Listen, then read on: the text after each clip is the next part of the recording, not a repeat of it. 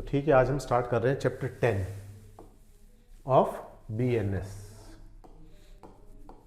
इससे पहले हमने इलेक्शन में जो इलेक्शन से रिलेटेड जितने भी लॉज है वो हमने पढ़े हैं, और अब हम पढ़ रहे हैं ये। और इलेक्शन के बाद क्यों दिया गया है? क्योंकि इलेक्शन के अंदर पैसों की सबसे ज़्यादा ज़रूरत होती है, और ब्लैक मनी जो होता है उसको यहीं खपाया जाता है, क्योंकि अकाउंटेड पैसा तो कोई देगा नहीं वोटर्स को। 500 रुपये देगा, 1000 रुपये देगा वोट खरीदने के लिए, सब कौन सा मनी आएगा? ब्लैक मनी आएगा। और ब्लैक मनी भी और सारी चीज़ें जो गलत है उनका सब यहाँ इस्तेमाल होगा। तो देखते हैं, यहाँ पे कह रहा है काउंटर फिटिंग कॉइन्स। पहले कॉइन्स का ज़्यादा रहता था, सिक्के ज़्यादा चलते थे। एक समय के अंदर नोट तो थे ही नहीं, नोट जो करेंसी नोट्स हैं ये तो बहुत बाद में आए हैं। सबसे पहले मुद्रा चलती थी, आपने देखा होगा।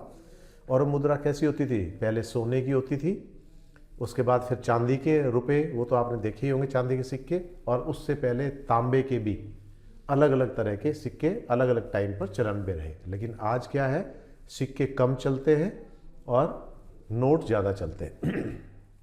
और अब तो एक स्टेप और आगे चले गए हम। नोट की बजाय हम किस पे आ गए? डिजिटल सारे उस पे आ गए। UPI ट्रांसफ़र है, डिजिटल पेमेंट्स हैं, उन सब पे आ गए। लेकिन फिर भी जहाँ भी 2 नंबर के काम होते हैं वो किस तरह से किए जाते हैं? वो नोट्स के जरिए ही किए जाते हैं। तो देखते हैं, तो काउंटर फिटिंग कॉइन्स, तो ये जो काउंटर फिटिंग है ये है नकली के लिए इस्तेमाल होती है टर्म, नकली। ठीक है। और गवर्नमेंट स्टैंप्स, करेंसी नोट्स और बैंक नोट। अब यहां 4 चीजें आई है यहां पर। गवर्नमेंट स्टैंप्स का जिक्र क्यों किया? क्योंकि जितनी भी रजिस्ट्रीज होती हैं आपकी, तो उस पर स्टैंप ड्यूटी देनी होती है हमें, तो हमें वहां स्टैंप ड्यूटी देनी है। और स्टैंप ड्यूटी कितनी होती है? 8% से लेकर 11%, 12%, 15% तक होती है। और प्रॉपर्टी की कीमत कितनी है वो आपको पता ही है। मान लो एक 100 करोड़ की प्रॉपर्टी है, तो उसमें कितनी हो गई? 15 करोड़ स्टैंप ड्यूटी आपको देनी है। अब 15 करोड़ की स्टैंप ड्यूटी, मान लो ये नकली स्टैंप आपको मिल जाए, 15 करोड़ के नकली स्टैंप आपको मिल गए 1 करोड़ में, तो आपको फायदा कितना हो गया? 14 करोड़ का। या आधे में मिल जाए तो भी। तो ये ऐसा नेक्सस चला था, आपने सुना होगा तेलगी केस।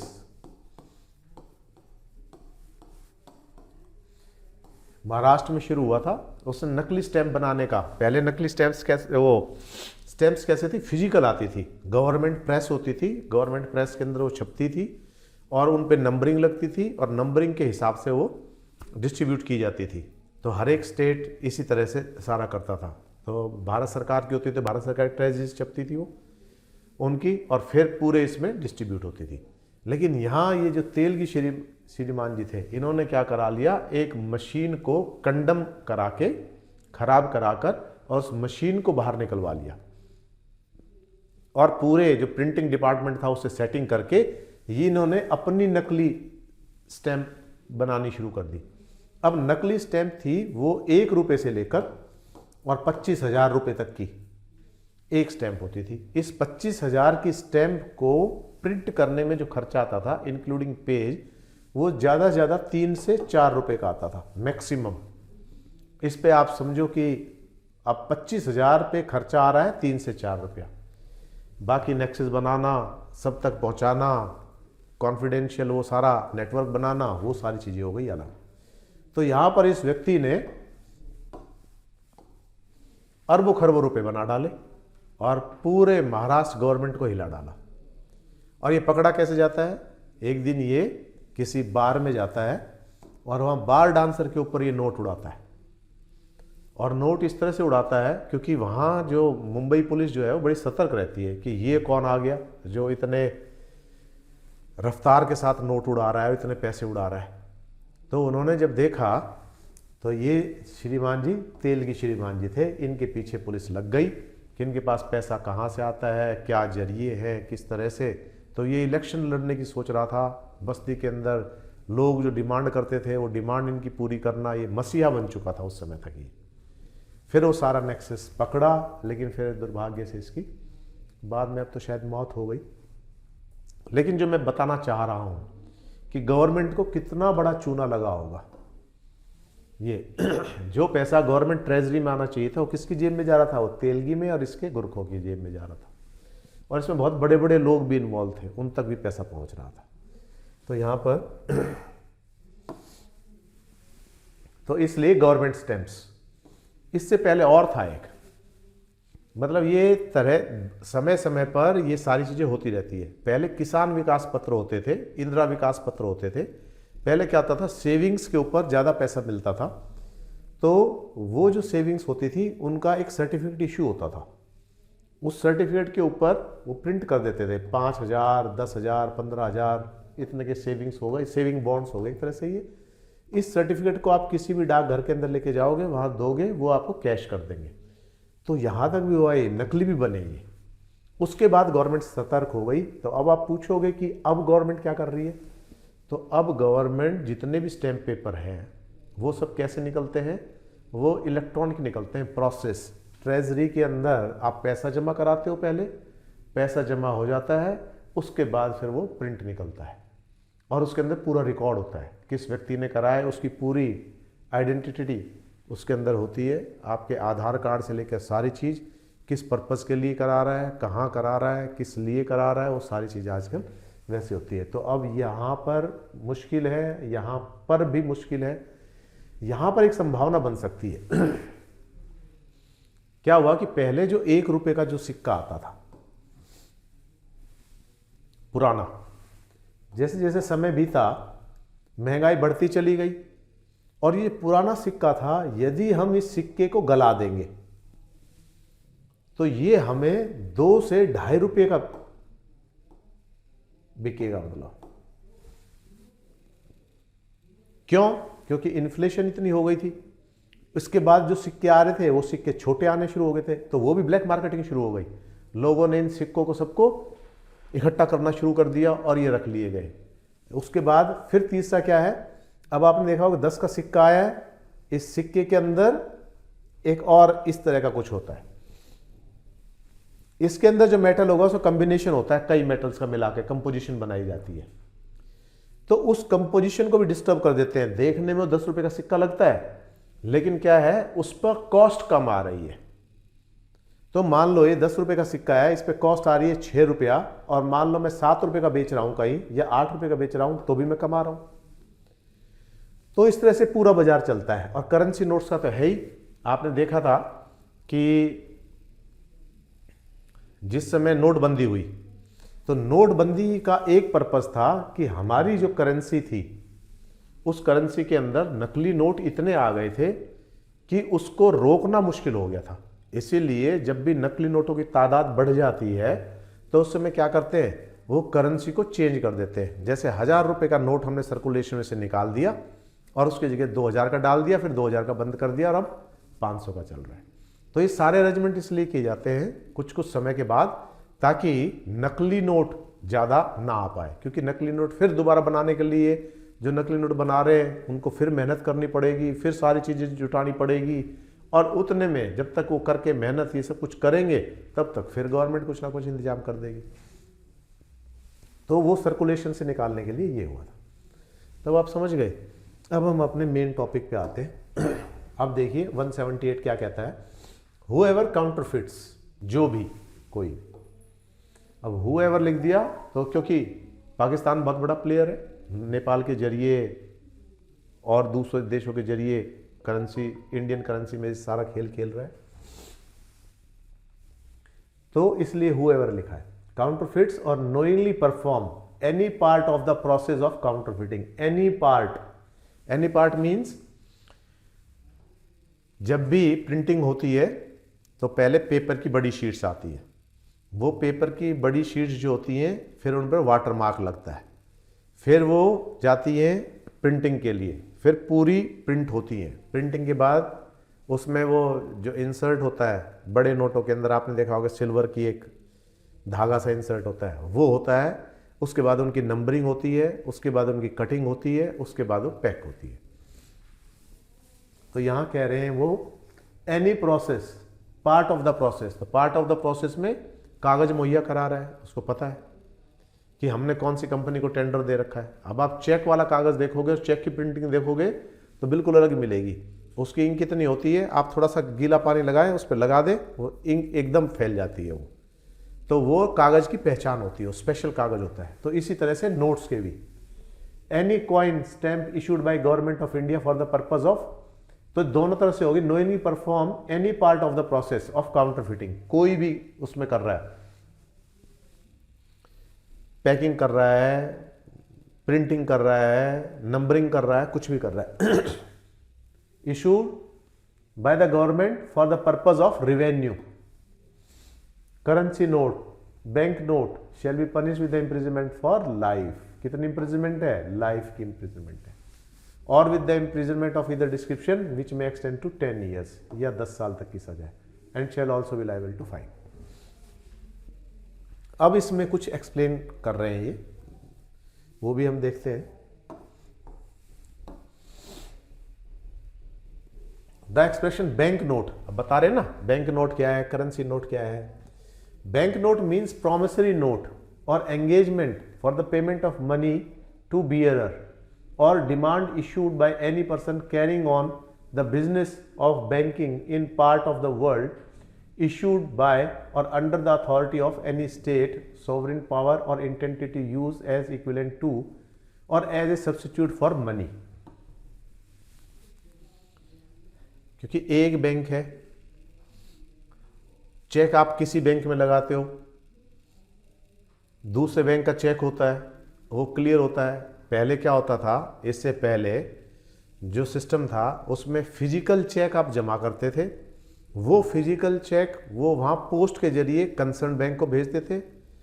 कंसर्न बैंक उसको डेबिट क्रेडिट जो भी करना होता था वो करके और उस पर मार्क लगाकर वो पैसा आपके अकाउंट में ट्रांसफ़र कर फिर वो चेक क्लियर करके वहाँ भेजता था उतनी अमाउंट, और फिर आप उस चेक को उसके अकाउंट में डेबिट करते थे। लेकिन आज ऐसा नहीं है। आज तो क्या है, क्लियरेंस सेम डे हो जाती है। सेम डे हो जाती मीन्स क्लियरिंग हाउस बने हुए हैं, उन क्लियरिंग हाउस में सभी बैंक लेके आते हैं अपने अपने वो, और वहीं की वहीं हाथ के हाथ डील हो जाती है, वहीं की वहीं खोलते हैं और उस चीज़ को एक दूसरे को ट्रांसफ़र कर देते हैं, किस किस का कितना कितना पैसा है वो हो जाता है। तो समझ गया आप बैंक नोट क्या है। तो वो जो एंगेजमेंट है उसके लिए यहाँ कह रहे हैं यहाँ पर। तो बियरर को जो चेक है वो सारी चीजें वो सब इसमें आ गई, बैंक नोट में आ गई। जो भी बैंक का आपस में लेन देन है, आरबीआई से लेते हैं, रेपो रेट आपने सुना होगा, रिवर्स रेपो रेट आपने सुना होगा। क्योंकि बैंकिंग, मान लो एक बैंक चल रहा है, उसने लोन इशू कर दिया, उसके पास पैसा नहीं है, तो पैसा नहीं है तो क्या करेगा, वो आरबीआई से उधार लेगा पैसा या किसी दूसरे बैंक से उधार लेगा पैसा। वो जब उधार लेगा तो उसको क्या रेट देना है, जब उसके पास सरप्लस है तो वो दे रहा है तो उसके पास उसको क्या रेट मिलेगा। तो ये सारा इकोनॉमिक्स का पार्ट है, यहां इतना डिटेल में जाने की जरूरत नहीं है, मैंने बता दिया है। अब कॉइन का वही है जो कॉइन के उसमें होता है, सीधा सीधा इसे बताने की जरूरत नहीं है। तो person commits the offence of counterfeiting government stamp who counterfeit by causing genuine stamp of one denomination to appear like genuine stamp of different denomination. तो डिनोमिनेशन होता है उसकी वैल्यू, 25,000 है, 10,000 है, 5,000 है, इनके मल्टीपल्स में चलते हैं वो, 250, 500, 1000 और ये सब मल्टीपल्स में चलते हैं। ठीक है। A person commits the offence of counterfeiting coin who intended to practice deception, धोखाधड़ी, knowing it to be likely that deception will thereby be practiced, caused genuine coin to appear like different coin। अलग तरह के जो coins होते हैं उनको genuine करके चलाना, वो सब हो गया। अब इसमें जो मैं बात कह रहा था वो यहां भी आ गई। The offence of counterfeiting coins include diminishing of weight और अल्टरेशन ऑफ कंपोजिशन। कंपोजिशन जो बन रहा था, मैं बता रहा था कई मेटल्स डालते हैं, तो मेटल्स के कंपोजिशन में थोड़ी सी वेरिएशन करने पर जो बना रहा है उसको पैसा बच जाता है, या कोई नकली बना रहा है तो उसको भी पैसा बच जाता है, तो वो है। और alteration of appearance of the coin, और कॉइन की अपीयरेंस जो है उसको अल्टर करता है, तो ये सारी उसी के अंदर आ जाती है। अगला है यूजिंग एज जेन्युइन फॉर्ज और काउंटरफिट कॉइन।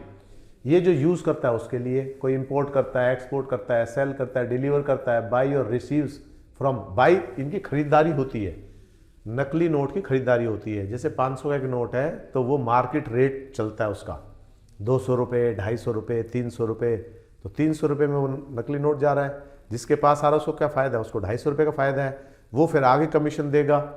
तो वो 500 का नोट कितने में जा रहा है, 600 रुपये में जा रहा है, 100 रुपया उसको बच रहा है, 500 रुपये करेंसी डिलीवर हो रही है। तो आखिरी तक आते आते ही बढ़ता है। तो इसके अंदर क्या होता है, पहले मेन डीलर होता है, डीलर के फिर सब डीलर होते हैं, सब डीलर से फिर चलाने वाले बंदे होते हैं, वो ढूंढते रहते हैं कहाँ चल सकता है, पेट्रोल पंप पे चल सकता है, यहाँ चल सकता है, वहाँ चल सकता है। कुछ जगह अपने बंदे होते हैं वहाँ चलाते हैं, जहाँ कैश का बहुत ज़्यादा काम है, जैसे लीकर शॉप है वहाँ उनसे साठ गांठ रखते हैं, उनसे उनके बीच में चला दिए, पेट्रोल पंप पे वहाँ चला दिए। तो इनका अपना तरीका है चलाने का। तो ठीक है, तो ये सब, तो उसमें भी कितना है, इम्प्रिजनमेंट फॉर लाइफ है। अब ये तो बात हो गई किनकी, जो यूजिंग एज जेन्युइन, जो असली बताकर चला रहा है, ये तो उनकी बात हो गई। और अब बात कर रहे हैं हम पोजीशन ऑफ फ्रॉड और काउंटरफिट कॉइन, जो रखता है, जिसके पोजीशन से मिलता है।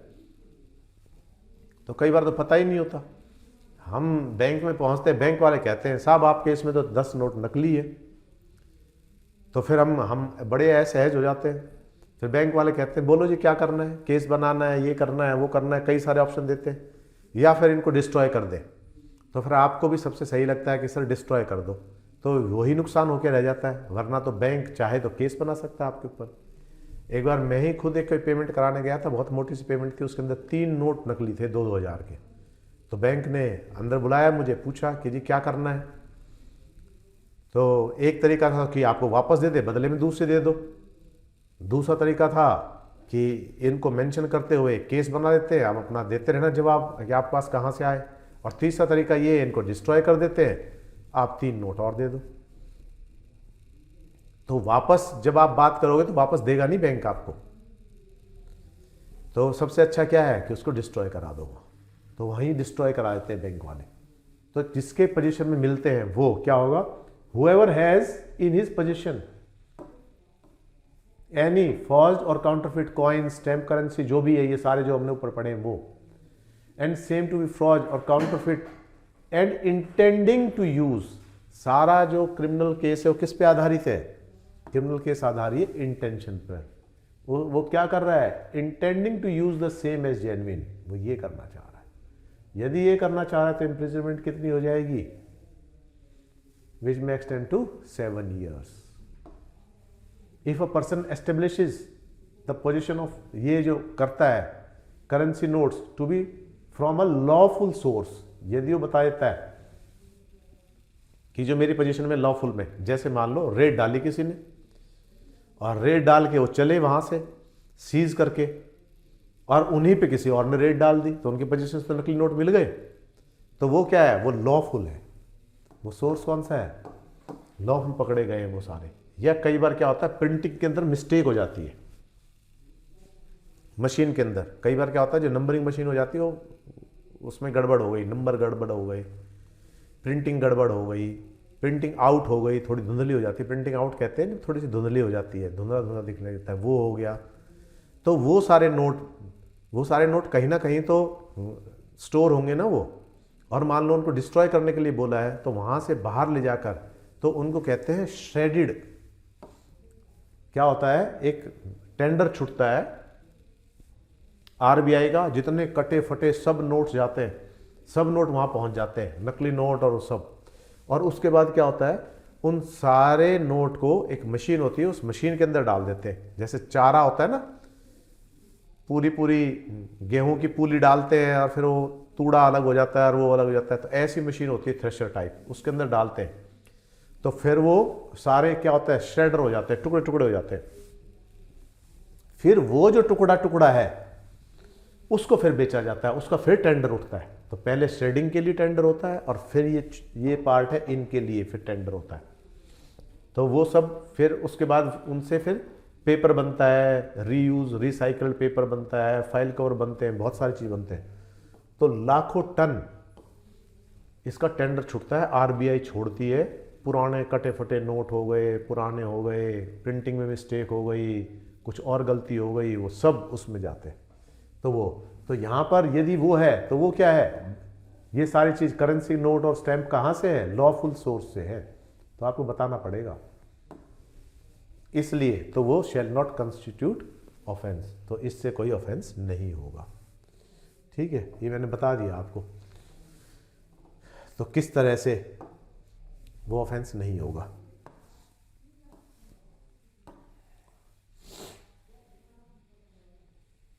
Whoever makes और मेंट्स परफॉर्म, तो ये है मेकिंग और प्रोसेसिंग इंस्ट्रूमेंट्स और मटेरियल फॉर, तो उसकी कितनी सजा है, ये तो सिंपल है, तो उसकी सजा है 10 ईयर्स की।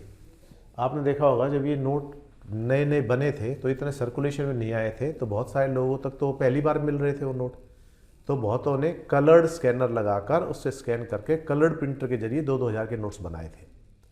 तो उनकी बात कर रहे हैं कि कोई भी इंस्ट्रूमेंट है, मटेरियल है, जो नकली सिक्के बना रहा है, स्टैम्प कर रहा है, प्रिंटिंग कर रहा है, कुछ भी, तो उससे संबंधित जितनी भी सारी चीज़ें हैं, प्रोसेस में इंस्ट्रूमेंट्स यूज हो रहे, किसी के पास से मिल जाएंगे तो 10 साल की सजा है। Whoever मेकिंग और using document resembling currency notes, वो कर रहा है तो फाइन विच में एक्सटेंड 300 रुपीज। अब ये उसमें इसमें अंतर है थोड़ा सा। ये कह रहा है whoever मेक्स और cause to be made uses for any person purpose whatsoever और deliver to any person any document purporting to be in any way resembling, उससे मिलता जुलता। जैसे आपने देखा होगा छोटे बच्चे खेलते हैं ना, तो उस पर लिखा था चिल्ड्रंस बैंक, वो मिलता जुलता होता है। तो इस तरह से आप मिलता जुलता भी आप नहीं बना सकते, बहुत ज़्यादा मिलता जुलता। और nearly resembling as to be calculated to deceive any currency note और bank note shall be punished which may extend to 300 rupees, 300 रुपये का हो जाएगा। कोई भी डॉक्यूमेंट ऐसी बना रहे हैं उससे रिजेंबल कर रहा है, लेकिन यह पर्पज नहीं दे रहे वो। 300 रुपये फाइन क्यों है, 300 रुपये यहाँ फाइन इसलिए, इस बात को समझ लो कि उसकी इंटेंशन नहीं उसको चलाने की, बना के देख रहा है बंदा, आपने ड्राइंग बना के देख रहा है कि ठीक है मैं बना के देखता हूँ भाई कैसा बनता है, ये कोशिश करके देख रहा है। अभी उसकी इंटेंशन बेईमानी की नहीं है, वैसे ही बन सकता है। दिमाग में कई होते हैं ना, खुराफात आ जाता है कि क्या नोट घर बनाए जा सकते हैं, उसकी इंटेंशन चलाने वालाने की नहीं है, केवल ये देखने की, तो वहाँ पर हो गया है। तो ये ना whoever makes cause to be made use for any purpose, किसी पर्पज के लिए, whatsoever deliver to any person any document करता है, तो वो रिजेंबल किससे कर रहा है, तो 300 रुपये है उसका फाइन। आगे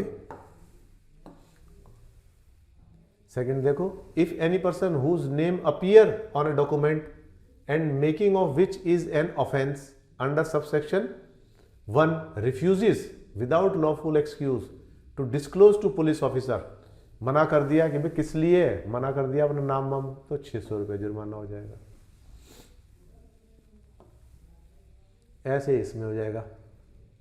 डिस्ट्रीब्यूशन में है तो जब तक when the name of any person appear on any document in respect of which any person is charged with the offense under this, जिसका नाम है, जैसे मान लो मैं डॉक्यूमेंट लेके जा रहा हूँ, उस डॉक्यूमेंट में ABC किसी का नाम है, तो उस व्यक्ति की तो जिम्मेवारी होगी उसका नाम वहाँ क्यों आया, किस लिए आया, तो कह रहे हैं। और any other document use for distribution in connection with the document it may until the contrary is proved, कि मेरा कोई लेना देना नहीं है, मेरी कोई भूमिका नहीं है, be presume that the person cause the document to be made, ये माना जाएगा कि इसने बनवाया है, वरना कोई लिखेगा ही क्यों किसी का नाम, तो नाम क्यों लिख रहा है वो, तो वो नाम साबित करेगा कि मेरा कोई लेना देना नहीं है, अपनी इनोसेंस ही हैज टू प्रूव। ठीक है। ये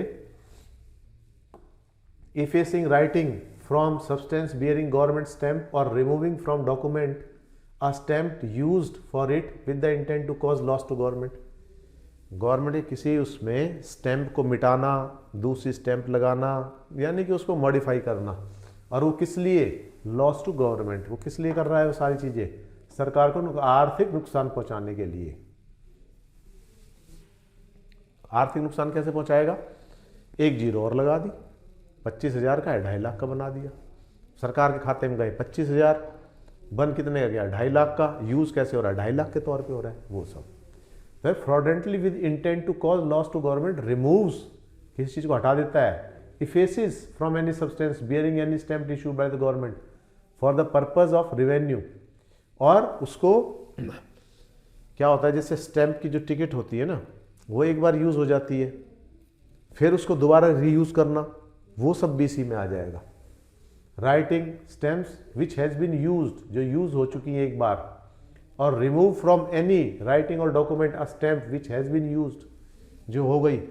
जैसे कहते हैं ना भाई इस डॉक्यूमेंट के ऊपर इतने इतने रुपए की टिकट लगानी है, जैसे मान लो एफिडेविट है, एफिडेविट की 10 रुपये की टिकट है, 100 रुपये की टिकट है, वो उसने क्या किया एफिडेविट जमा करा दिए, एफिडेविट से ही निकाल रहा है टिकट और उन टिकट को रीयूज़ कर रहा है, तो वो भी ऑफेंस है। तो यहाँ इस तरह का, तो उसकी 3 साल की सजा है। ठीक है, किसी भी उससे उसको रीयूज़ करना, एक बार यूज़ किए हुए को। कई बार क्या होता है आपको बताता हूँ मैं बात, जैसे मान लो एक रजिस्ट्री हुई है, उसके ऊपर स्टैम्प ड्यूटी लग गई 2 लाख की। अब 2 लाख की स्टैम्प ड्यूटी होती है तो 2 लाख के बहुत पेपर हो गए, 25 पहले बता रहा हूँ। तो पहले 25,000 ये हो गया और नीचे उसको क्या कर दिया, खाली छोड़ दिया। अब वहाँ से निकाल के दूसरी जगह यूज़ कर लिया उसका, उसी का, कि पैसा तो एक बार जमा हुआ था और फिर इस तरह से। तो यहाँ पर सारी चीज़ों में ये कह रहे हैं कि इस तरह कोई करता है तो उसकी 3 साल की सजा है।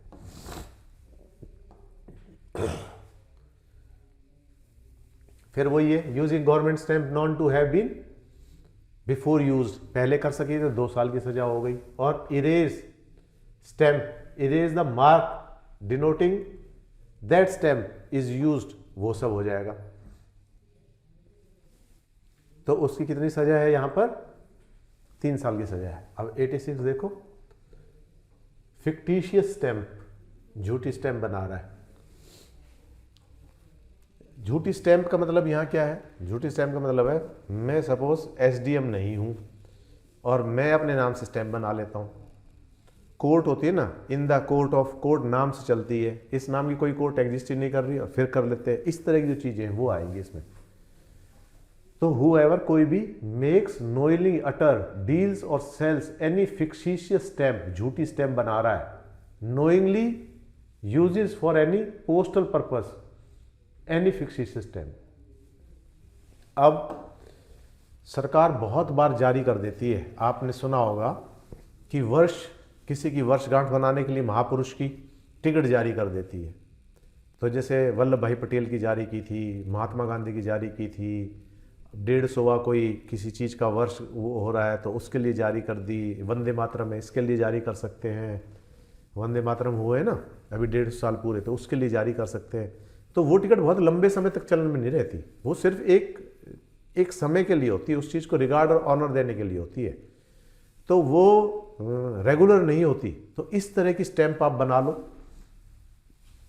तो उसके लिए ये फिक्टिशियस स्टैम्प बना लेते हैं, या उसके पोजीशन में है कोई फिक्टिशियस स्टैम्प, और without any lawful excuse has in possession any die plate instrument, उसको बनाने का इंस्ट्रूमेंट है, तो क्या होगा, shall be punished with 200 rupees, 200 रुपये की सजा, वो जुर्माना है। सेकेंड है, any such stamp, die plate, instrument, material possession of any person making, यदि उसके may be seized and if seize shall be forfeited, वो उसको वापस नहीं मिलेगी, वापस दे दोगे तो दोबारा बनाएगा वो। Fictitious stamp means falsely purporting to be issued by the government for the purpose of denoting the rate of postage. Facsimile, intimation, facsimile आजकल तो बंद हो गई, पहले चलती थी फैसिमाइल। फैसिमाइल क्या होता था, यहाँ से कोई डॉक्यूमेंट डालते थे, फैसिमाइल मशीन होती थी और दूसरी तरफ वो निकल जाता था डॉक्यूमेंट, फोटोकॉपी मशीन की तरह। तो ये सब यहाँ देख लेना आप। और ये है person employed in the mint, जो जहाँ सिक्कों की ढलाई होती है। आजकल तो सिक्के वहाँ बहुत कम बन रहे हैं, आउटसोर्स ज़्यादा हो रहे हैं। तो आउटसोर्स में क्या होता है कि सिक्का बन के आ जाता है, उस पर स्टैंपिंग सिर्फ वहाँ होती है, सिक्का बाहर से बन के आ गया, सिर्फ स्टैंपिंग हो रही है उस पर। स्टैंपिंग सरकारी मशीनों पे होती है। तो ये तो person employed in mint causing coin to be of different weight composition from that fixed by law. जब भी किसी कंपनी को टेंडर दिया जाता है, जैसे 10 रुपये का सिक्का बनाने का दिया, 20 रुपये का सिक्का बनाने का दिया, तो उसको सारी चीज़ें बताई जाती है कि इस सिक्के का वेट इतना होना चाहिए, इसकी कंपोजिशन ऐसी होनी चाहिए। यदि उसके अंदर कंपोजिशन में कोई फ़र्क आता है, वेट में कोई फ़र्क आता है, तो ही इज़ लायबल। तो इसलिए बता रहे हैं। तो कितनी सज़ा है? 7 साल की सज़ा यहाँ पर, ये देखो। फिर आगे, whoever unlawfully taking coining instrument from the mint, उससे ये जो होता है ना, मिंट कहते हैं, वो टकसाल बोलते हैं इसको। आपने सुना होगा देसी के अंदर एक कहावत होती है, जब बच्चे बार बार पैसे मांगते हैं तो मेरी दादी अक्सर कहते हैं तेरे बाप ने लगा रखी है टकसाल यहाँ। तो वो शब्द है टकसाल। टकसाल जहाँ ये नोट वगैरह, ये कॉइन्स वगैरह बनते हैं, उसको बोलते हैं। तो मिंट का हिंदी में मुझे यही ध्यान आ रहा है जहाँ पर ये होते हैं। ठीक है,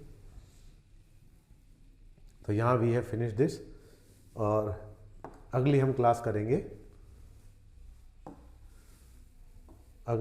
करेंगे फिर ऑफेंस अगेंस्ट पब्लिक ट्रैंक्विलिटी। तो यहाँ इसको इतना ही रखते हैं, नेक्स्ट क्लास इससे स्टार्ट करेंगे ना। विवेचना जुडिशरी एकेडमी, आपका लक्ष्य हमारा विश्वास।